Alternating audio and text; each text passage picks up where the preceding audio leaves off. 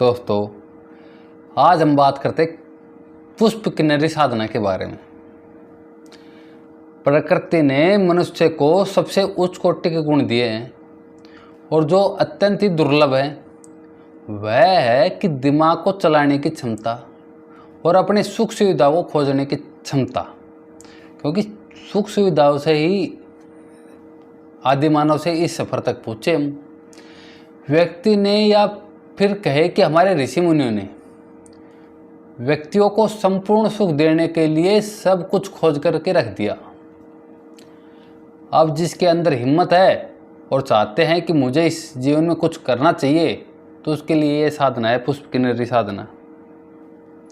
साधारण व्यक्ति प्रेम के लिए विवाह करता है और बच्चे पैदा करता है और अपना प्रेम अपनी पत्नी और बच्चों पर लुटाता भी है, परंतु अज्ञात स्वार्थों में लिप्त इन सभी संबंधों का खोखलापन शीघ्र ही स्पष्ट होने लगता है। आभास होने लगता है मनुष्य को कि सब खोखलापन है और फिर एक मृग तृष्णा से जन्म लेती है। व्यक्ति इन स्वार्थयुक्त संबंध से उनसे अलग हट करके किसी ऐसे सहारे की खोज में भटकता है जो उसे निस्वार्थ प्रेम दे सके, जो प्रेम की पूर्णता के साथ उसके सामने स्पष्ट कर उसे जीवन का अर्थ सिखा सके, जो प्रेम की प्रतिमूर्ति बनकर के प्रेम के अनछुए आयामों में उसका परिचय करा सके और वह उसमें डूब सके। और यह सब प्रदान करने वाली है पुष्प किन्नरी। देखो, कामनीय सुडोल देह, सुडोल छाती की स्वामिनी, जिसकी देह में फूटता कांति प्रवाह मानो पवित्रता और कोमलता की वह प्रतिमूर्ति देखने मात्र से ही मैली न हो जाए, जिसकी फूलों से सजे केस रात्रि में आकाश गंगा का भ्रम उत्पन्न करते हैं, ऐसी है पुष्प किन्नरी साधना। अत्यंत सरल, सहज और मनुष्य योनि के साधकों को अपना साहचर्य प्रदान करने, उसके प्रति स्वयं को समर्पित करने के लिए आतुर रहती है यह पुष्प किन्नरी। और जब वह साधक के जीवन में स्थान प्राप्त कर लेती है तो प्रेम का साकार पुंज बनकर वह अपने साधक की न्यूनताओं को दूर करने का प्रयास करती हुई उसे अद्वितीय बनाने में कोई कसर नहीं छोड़ती। देखो, यह समाज सामान्य योनि, देखो जो यह स्त्री है ना, ये सामान्य योनि की नहीं है, अपितु श्रेष्ठ किन्नर वर्ग से संबंधित है। पुष्प किन्नरी अपने साधक के प्रति आसक्त, निष्ठावान, शिष्ट, परिहास करने में कुशल, साधक को प्रसन्नता देने वाली श्रेष्ठ क्रियाओं में निपुण होती है। समझ रहे हो आप? बस समझदार को इशारा ही काफ़ी है।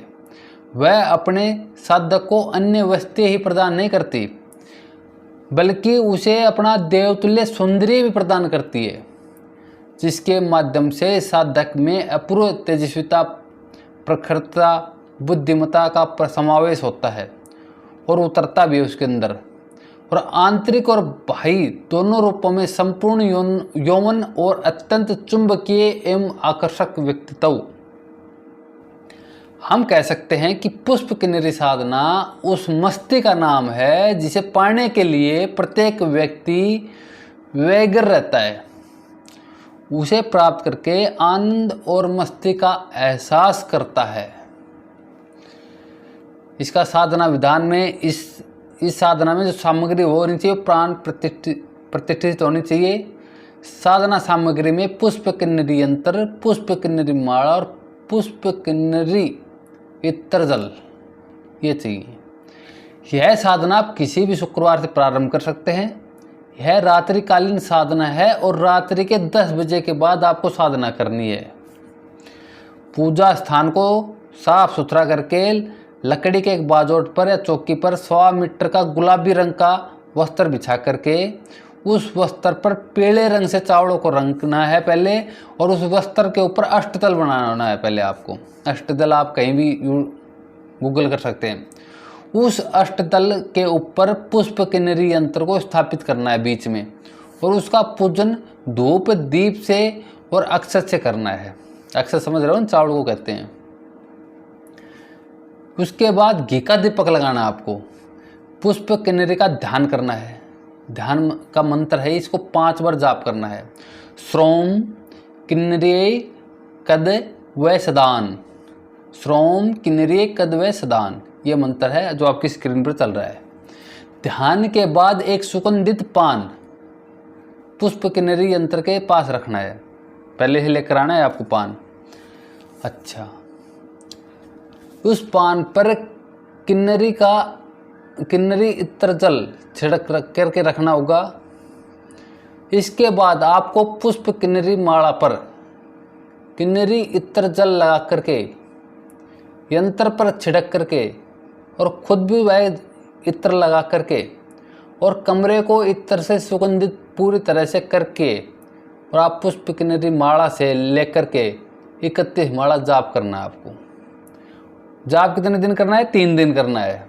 मंत्र है ओम पुष्प किन्नरी वस्मानाय श्रोम ओम, स्क्रीन पर चल रहा है, देख लेना।